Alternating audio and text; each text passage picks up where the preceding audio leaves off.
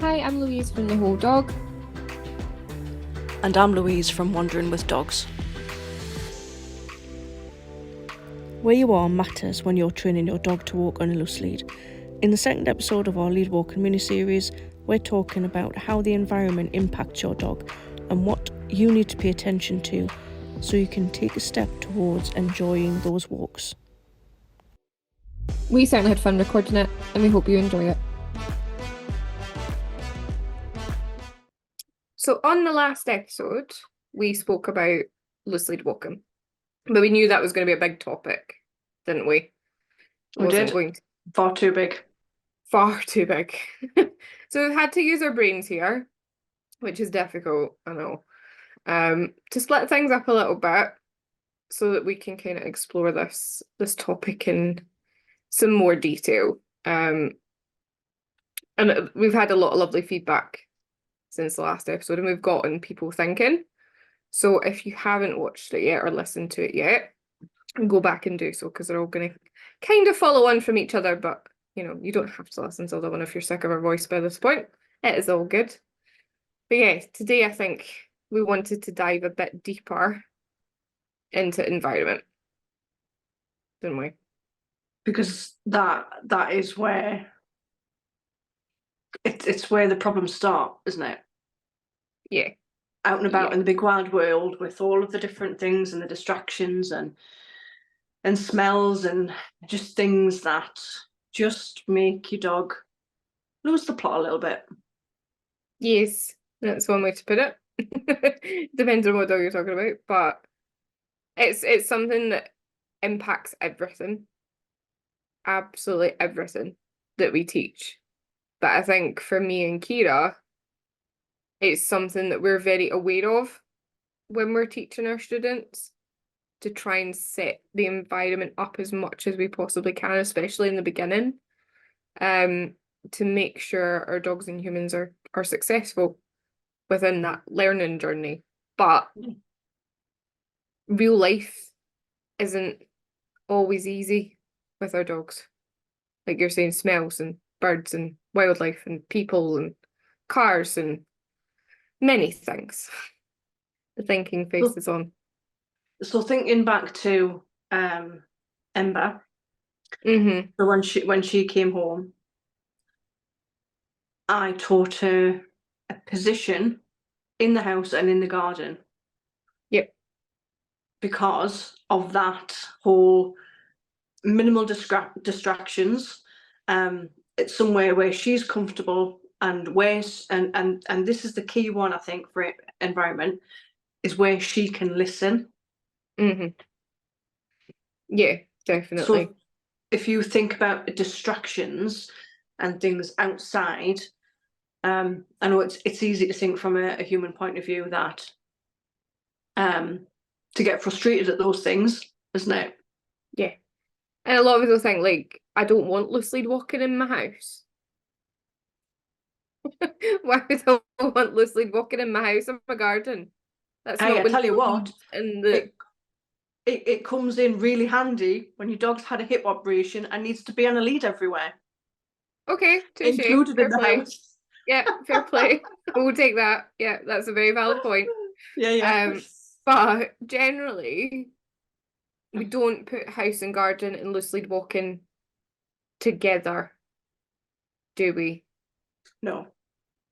But if you think about a ladder, Mm-hmm. so if you're thinking about like a ladder and steps, Yeah. and it might be that going outside, you're going from here to here, and it's too big a gap for your dog to be able to listen. And because if they can't listen to you, their ears are switched off for whatever reason, you're not going to get what you want. So thinking about environment, it's about lowering the rungs on the ladder so they are Yeah. actually achievable. Yeah.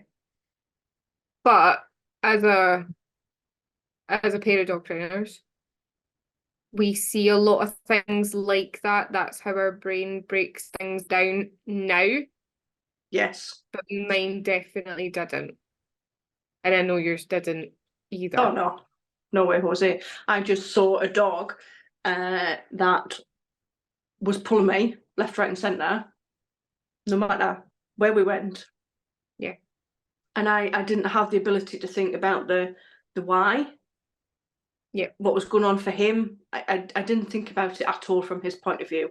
Whereas now that mindset has very much shifted. Yeah. And I think it has to. It's a big piece of the puzzle, for sure. Mm.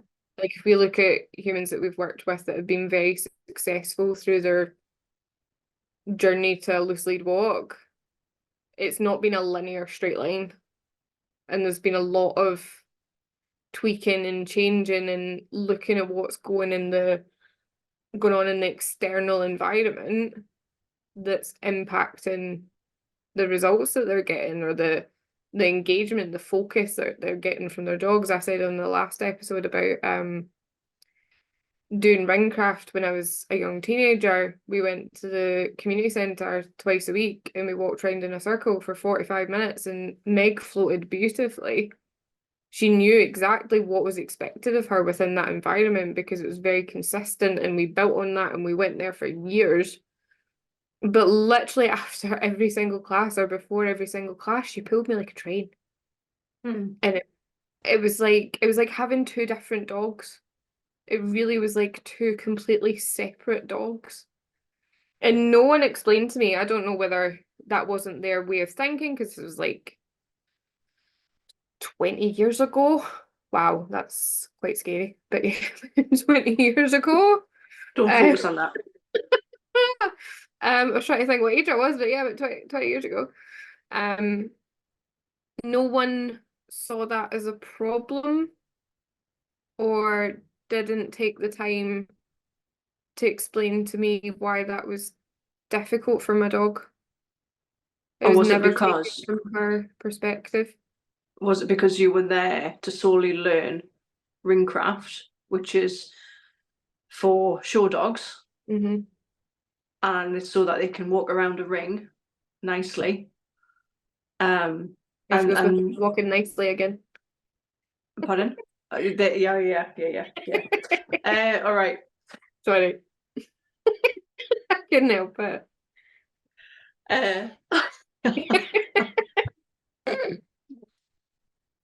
I'm just challenging your brain.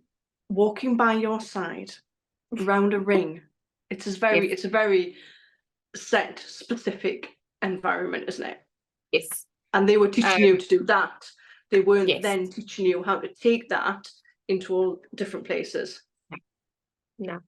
And I almost feel quite sad about it now because my dog obviously, he spent a lot of time doing this stuff. I would come home and I'd practice all week after school, and those foundations were there.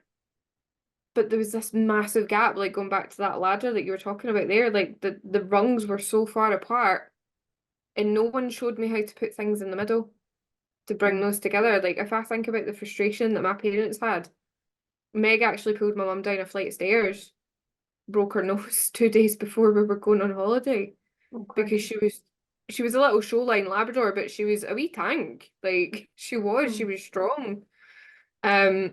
And I don't think I ever had a loose lead nice walk out in the world with her in her life, in her 13 years on this earth, until she started to get old and slowed down. But like Slow down. the younger years of her life, most of it was spent off lead because she had an excellent recall and we didn't need to deal with the frustration of being hanked along. Because I distinctly remember going on a day out to the Cowl Games, which is up north somewhere. And like she was the most environmentally sound dog. There was like bands playing, pipe bands and all this stuff. And she wasn't one bit bothered like about the stuff in her environment. But I couldn't have asked for any of the work that we did in that community centre environment there because she would have just been like, not a chance. Nope. And she was a very foodie dog, being a Labrador. She liked her grub. But no one showed me how to do that. No.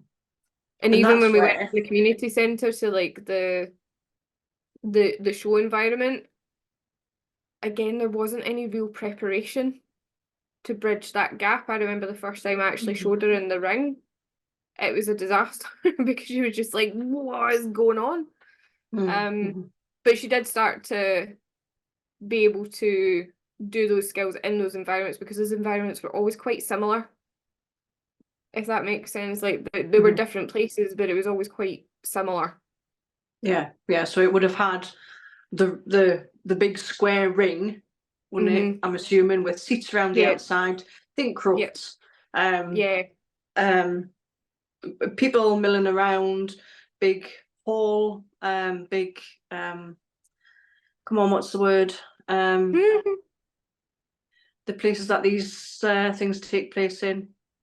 The places that these. Oh, the buildings that these take place in. Come on, Louise. That's come on to me, not you. Okay, I was like, what have I done? Anyway, no, yes, no, they're very similar environments for each other. Yes. Like it was it made sense to her because that almost became like an environmental cue. That this is the ring and this is what we do, and it was all set up very similarly. But I feel almost a bit cheated. Like if someone had made that make sense to me. I don't think it was a big enough problem in my life at that time. I don't think I really cared. I was a kid. I just ran behind her anyway. If she wanted to run, I just went. But like, I just feel like there wasn't that breakdown of what was going on for my dog to make me understand so that I could help her with it. And in turn, stop getting my parents shouting at me because the dog was dragging them about, which is fair. Thinking back on it. Yeah. So that's where we know now, as trainers, something called the 3Ds come in. So distractions, birds, cars, people, smells, bins. Casper has a particular problem with bins. Anything that's out, yeah, don't even go there. Anything, particularly bins that have, them like big, like floral prints you can get that go around bins. Yeah. Yeah, we really don't like those. Okay. So yeah, he would struggle around a bin with a big pattern on it. Duration, so how long you're asking your dog to, in this case, walk on a loose lead for 1 minute, 5 minutes, 10 minutes, and then we've got distance in terms of how far have you gone. And when we're working on increasing one of them, so perhaps we are working on an area with other dogs and your dog is hyper focused on other dogs and they find it really hard, then the distance that we are away from those things, we increase, we make it easier for them, and the length of time that we are asking our dogs to train for, we decrease, don't we?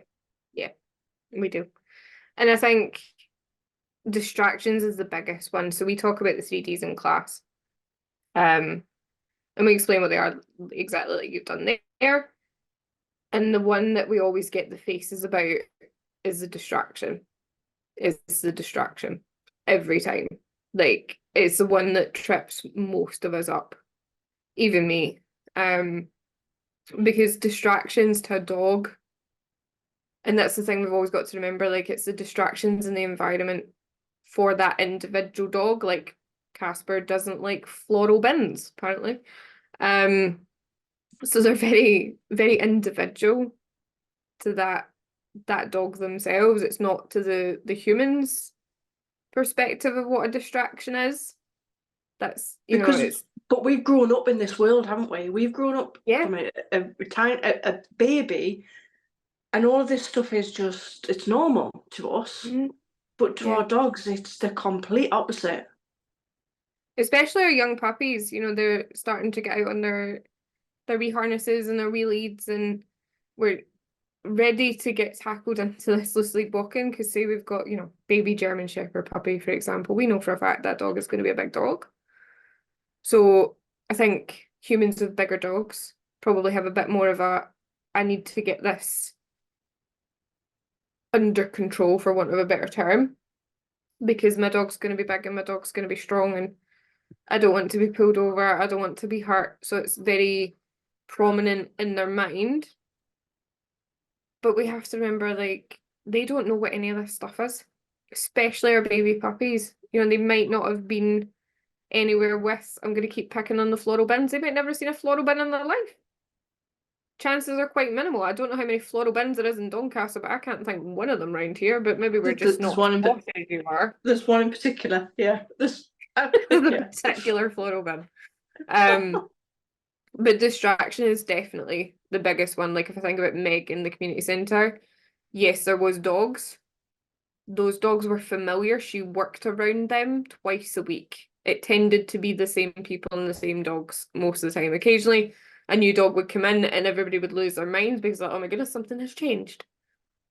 Like, this is not the way it used to be.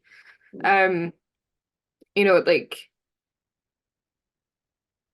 what we find a pretty minimal part of a walk from A to B could really send our dogs' brains into a spin. Definitely. So distraction, I think, is the hardest one, especially with our young adolescent dogs. They're not good at making decisions, because their prefrontal cortex isn't actually fully developed, which is, you know, responsible for decision making in humans and in dogs. So there's a lot of things going on that are impacting the skill that we would like to have. And distraction is like up there, definitely up there. Duration, I think, is another one. Because if we wanted to walk from point A to point B that's street walking for 35 minutes, you're wanting potentially your dog to loosely walk next to your side, engage with you for 35 minutes. That might not feel like a long time to us, but that's a long time. Yeah. And that's where those rungs on those ladder are just, the jump is too high, isn't it? Yeah. Far too high. Way too high. Way too high. And I can understand why people want it. I think we said in the last episode, like, I'd love Blue to loosely walk to the beach. Beach is maybe 25 minutes of street walking, which me on my own, without a dog, feels quite a reasonable thing to do. But that's like massively away from where he is on his journey right now. Like, that's like end goal situation for me. Definitely. And if you did do that, if you did get to the beach, what would that beach walk be like by the time you got there? Well, I'd be knackered. He'd be knackered. Brains would be absolutely fried. Yeah. By the time I got to the nice relaxing walk, it would be time to do it back again. Nah, no thanks. Right now. Leading on from that, you know, Blue's Border Collie, he has a issue around cars. Yep, he does. But that's one of his that's one of his breed traits, isn't it? Yes. Blue is designed to stop and control movement of the mechanical sheep. Well, no, he's not. He's decided the mechanical sheep are what he would like to stop and control the movement of. To replace his genetic design of stopping and controlling livestock and the movement of livestock. And I think going back to like the puppyhood stuff, we start taking them out and about. As you may or may not know, I do a lot of work with Hairden breeds, shepherds, collies, very environmentally sensitive breeds, because that's what we wanted from them. We wanted them to react quickly to things, which is why it makes them very good at the jobs. But a lot of those breed-specific traits, those unique magical abilities that we wanted these dogs to have, don't start showing up fully until sort of young adolescence. So in that period of time that we've started taking them out into the world, everything seems fine, and then something just goes boom in the brain and it switches on. And it is a point of frustration for many, many, many, many humans that I work with. Many humans that I work with. Because it's Because just an environmental issue. yeah. And up until that point, everything has been going along swimmingly, and you think, those foundations have been built, the the work has been done, and then all of a sudden it just goes. Yeah. And people come Yeah. and they'll say to me, it's like my dog changed overnight, or it's like they don't know the things that they knew anymore. Like that's all been forgotten. There's just nobody in there when I'm trying to, engage with them or get them back to doing stuff with me, out and about. And environment and genetics are kind of competing with each other in that moment because there's two different sides to this picture going on at that time. Part of it is that genetic need for that particular breed of dog or breeds of dogs. And then there's the actual human environment in which we're asking that dog to exist or to learn, end up in competition with each other, which is as a human, it's a difficult place to be, especially around things like lead walking, because a lot of these herding breeds by this point have potentially started lunging at cars, screaming at cars. It's it's verging on dangerous for the human and the dog, so it becomes quite an overwhelming place to be. And I've worked with car chasing dogs for a long time, but living it's very different. It's really hard. It's hard What because in the terms normal of dog walk doesn't exist for me, which we'll touch on what? again in the But next what episode. is a normal dog walk? Yes. Well, that's the question I think we'll leave us Yeah. hanging on for a little while because we're going to explain that one in the next one and our perspective on that. But Yeah.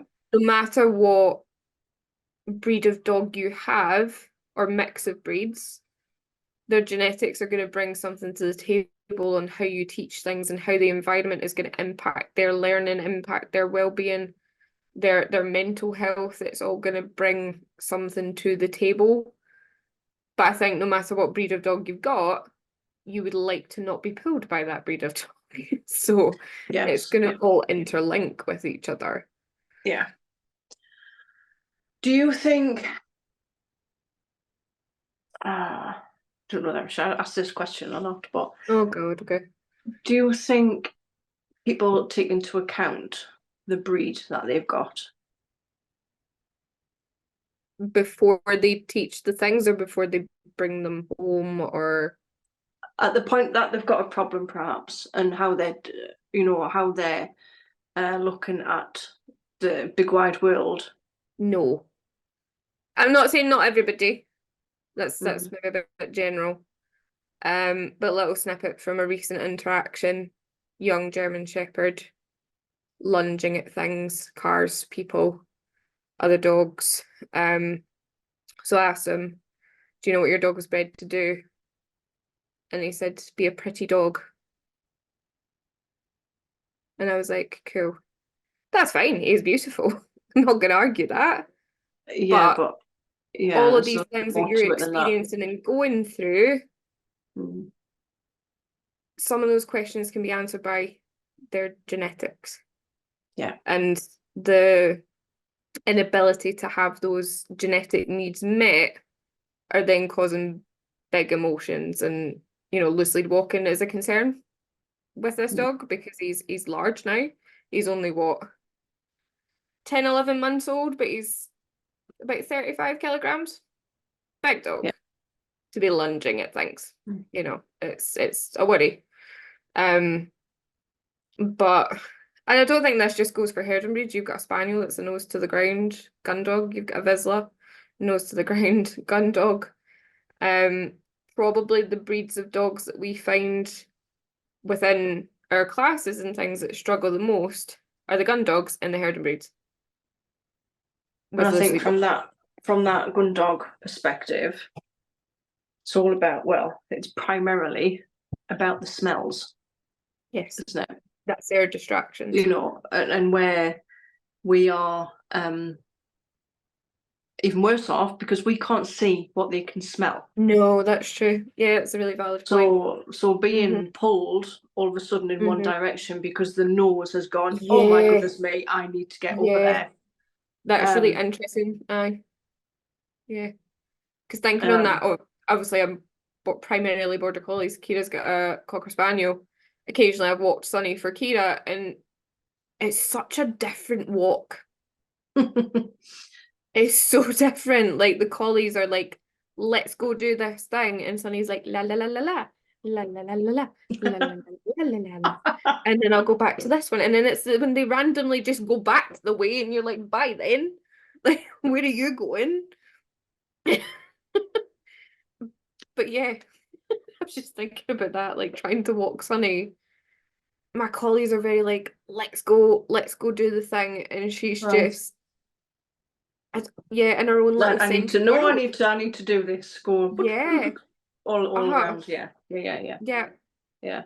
But yeah. as well as the scent, that's that kind of for those of you who Mhm. are listening, that I'm kind of doing a figure of 8 with my finger. That's how they hunt as well. So Yeah. that's kind of their hunting pattern again, going back to genetics. Anyway, going off on a bit of a tangent.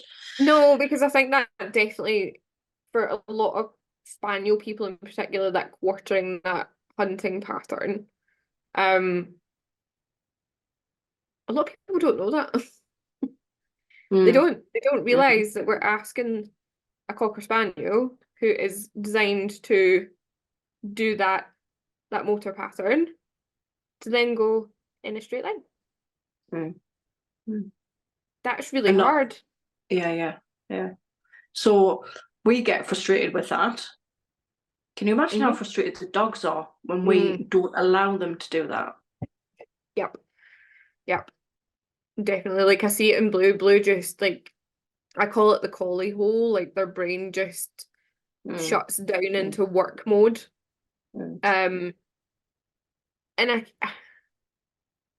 I can't say that he's enjoying what he's doing. I don't think there's a lot of emotion in it. I think it feels robotic almost to me with collies. Like they're just doing the thing that they need to do to get mm, that adrenaline rush or that dopamine hit. Um, and it's easy to get frustrated at them for doing it, but then forgetting to remember that they're trying to meet that need that's intrinsic, like that is within who they are, mhm. is a difficult one because it's not always appropriate. Like I'm not gonna just let him off lead and start letting him herd the metal sheep. That's not gonna be a good situation for anybody. No, no. Definitely not a good idea. But he's just trying to meet that need that he has, and like, spaniels are trying to do this thing that just feels really natural and good to them, and we're going, actually, I'm going to stick you in this piece of material and you're not going to do that. So there's so many things that play into the environment, and genetics end up sort of competing with it. Like one of my biggest pieces of advice for anybody with a gun dog who's trying to teach loose lead walking, go to an industrial estate, go as far away from the woods as you possibly can, as far away from grass and available smells as you possibly can. A tip for you people who are trying to loosely walk a gun dog, park and ride car parks Yep. Yep. Industrial because estates, parking in car parks. Yep. they tend not to have dogs in them, so there's not Yep. scent of other dogs. Um, yeah. So going back to wanting to work on your 3Ds, Mm-hmm. think about your distractions, and you are really minimizing those. And when you do that, you are increasing your chances and your dog's chances of succeeding. Definitely.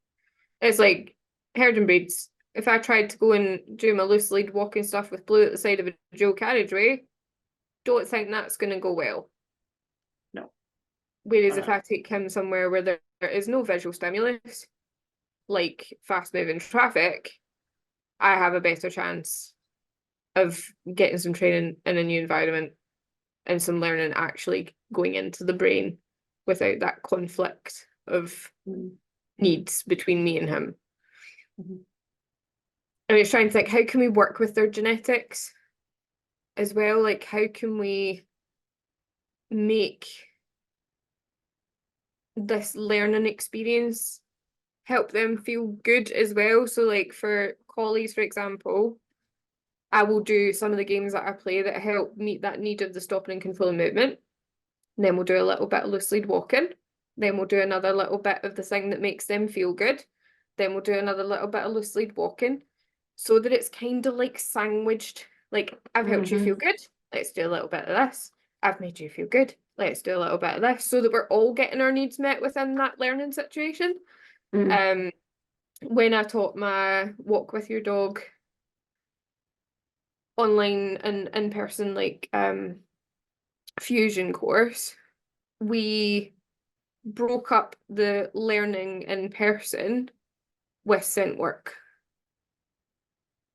because scent and sniffing helps our dogs feel good, releases dopamine, helps them relax, so that they were in a good headspace to come back to us, do a little bit of learning, then do something that generally makes all dogs feel good, come back and do a little bit of learning. So it was almost like a compromise. You know, I need you to learn this, but I'm also going to make you part of this picture as well, and make sure that I am giving you what you need out of this situation too, which I find really works well, if that makes any sense, and I'm not just rambling. So I mix lead walking up with, if I'm out and about, I'll scatter feed some food. Yep. So yeah, you know, getting your dogs to use the noses. I'm a little bit biased, but I think it's the best thing you can do for your dog. Yeah.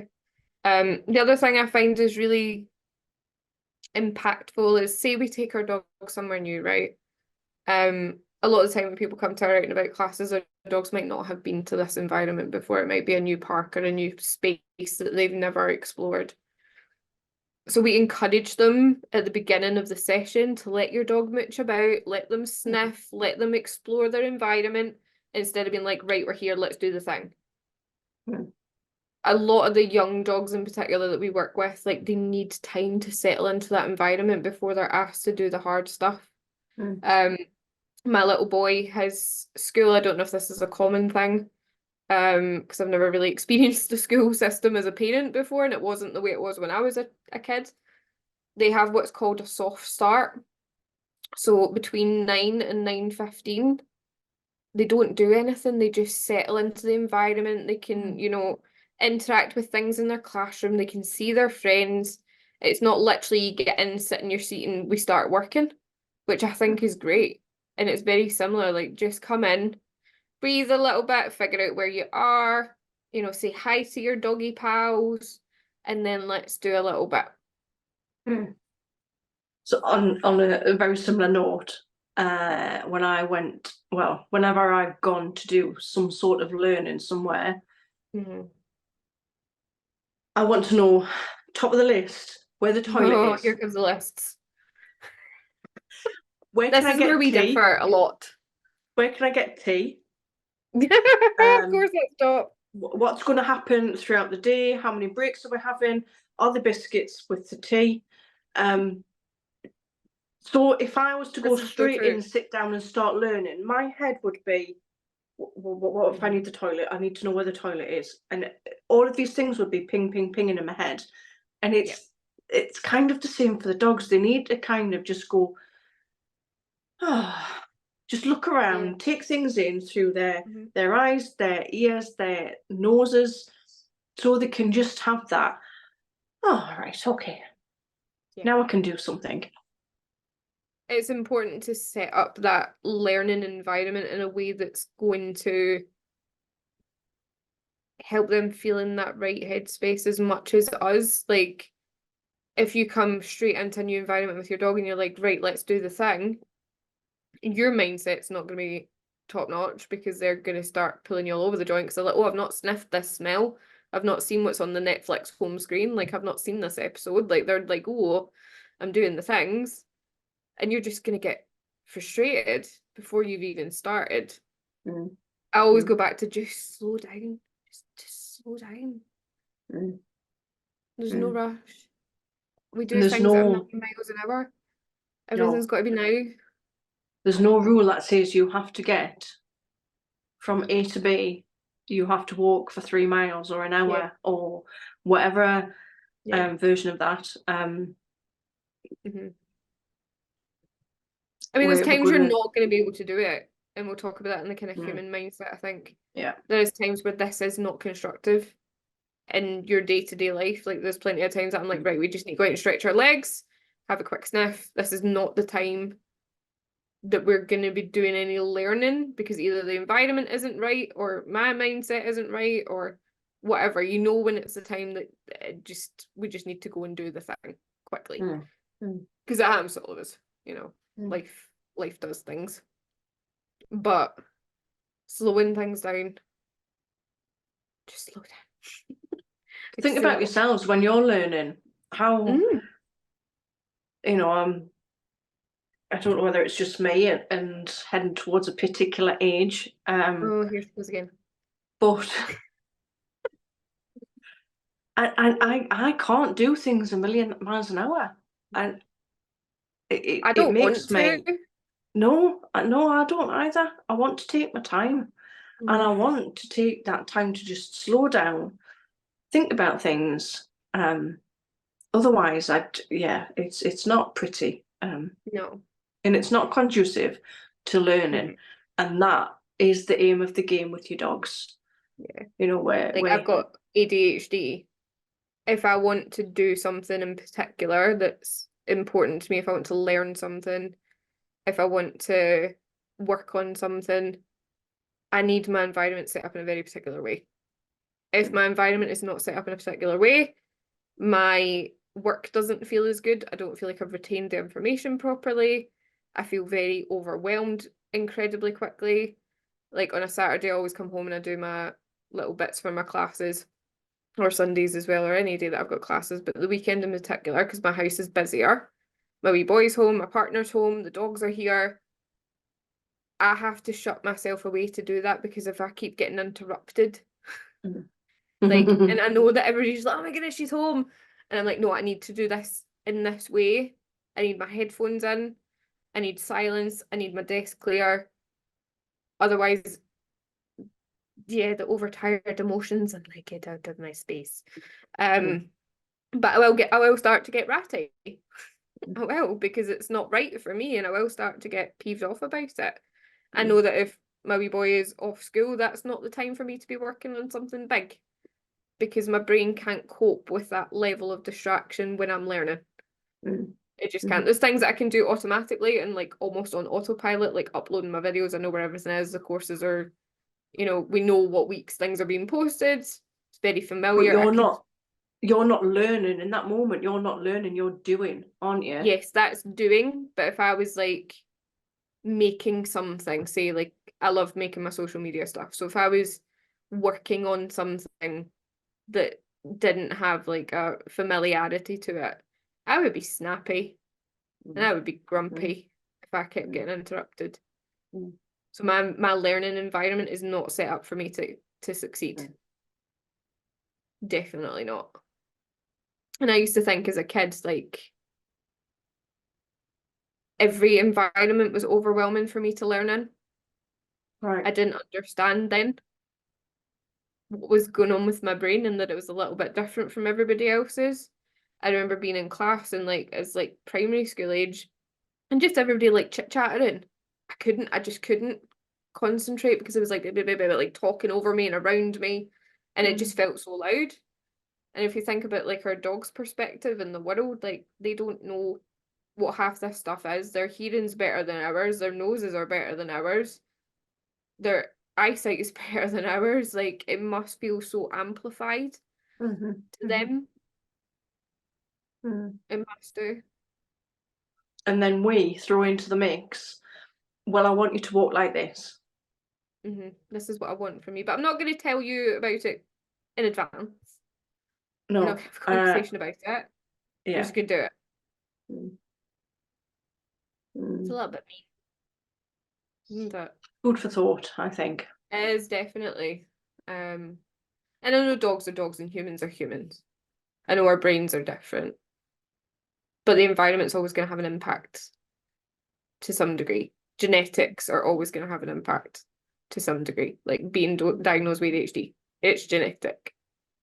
So I've always had this thing, but I didn't know what it was. I just thought that's the way everybody was. Children, I know we're all getting warm and fed up. They're like, you're still talking. But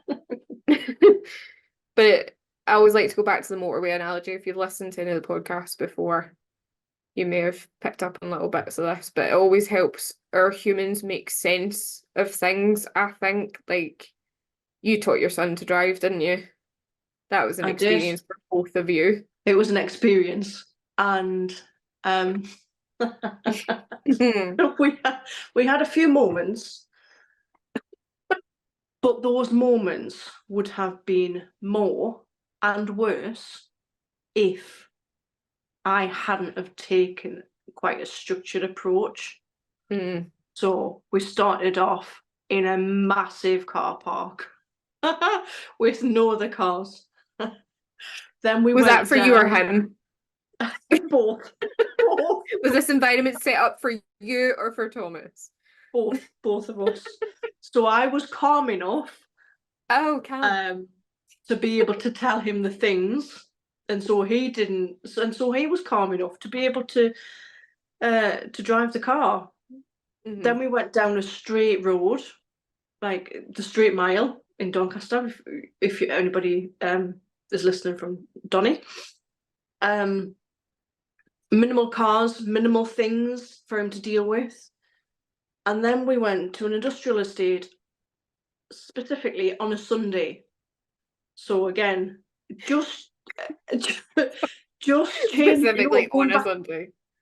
Yes, because minimal cars, minimal distractions, minimal things for him to cope with whilst we were increasing his speed, and changing the types of roads that he was driving on. And then, we gradually increased it from there. But yeah, we could not have gone from him getting in the car, turning the ignition on, to going down the M18, which is our closest motorway. So question. Yes. What do you think would have happened if on Thomas's first or second driving lesson, you just whacked him on the motorway? Which one of you would have spontaneously combusted first? Is the question I'd like to know. We would have crashed, wouldn't we? The car would have crashed because he did not have the skills to drive the car and cope with everything else that was going on around him. Would that have been fair to him or you or other road users? Absolutely not. No. Because he did not have the skills to navigate what could potentially be in front of him. No. But with humans, we don't see what our dogs' motorways are. Like, we're talking about breed-specific stuff, like genetics. Collies, herding breeds, it's usually stuff with fast-moving things. Doesn't always need to be cars, joggers, runners, cyclists, motorbikes, scooters, anything generally with wheels.